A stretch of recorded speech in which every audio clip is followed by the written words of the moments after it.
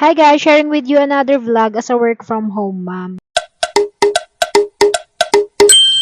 Kanina nga medyo late na kami nagising kaya hindi na ako nakapag-jogging. Pagkagising ko, chinek ko nga muna kung may message yung client ko. Wala naman siyang message pero nagbukas na din ako ng laptop dahil tuwing pagising ko at nakita kong wala siyang ipapagawa, ginagawa ko yung simple task ko every morning. Ito nga yung pag-delete ng sold items namin sa eBay dun sa isang store namin. Usually nga ginagawa ko to bago ako mag-start magtrabaho. Pero minsan nga nakakalimutan ko kaya ang ginagawa ko pagkagising ko yun agad yung ginagawa ko. Nung last time kasi may incident na nasold na pala sa eBay namin tapos nasold pa dun sa isang store. So pag ganun may stress yung client ko kasi wala kaming item na ipapadala dun sa bumili. Usually kasi yung item namin isa lang yung stock. Kaya kailangan ma-delete talaga siya dun sa isang store. So ayun na nga, after ko nga mag-delete ng sold items, humiga lang ulit ako dahil medyo inaantok pa nga ako dyan. Naantay ko nga lang din si daddy kasi nagluluto siya ng breakfast noong mga time na yan. Medyo less na nga din pala yung gagawin kong trabaho today dahil nga nagawa na ni daddy yung ibang task ko kagabi. Isa nga sa kagandahan pag binibigay na ng client ko yung task ko buong linggo dahil nakakapag-advance ng gagawin si daddy. Para pag mag-work ako that day, kunti na lang yung gagawin ko. At grabe, tignan nyo naman guys yung kamay ko.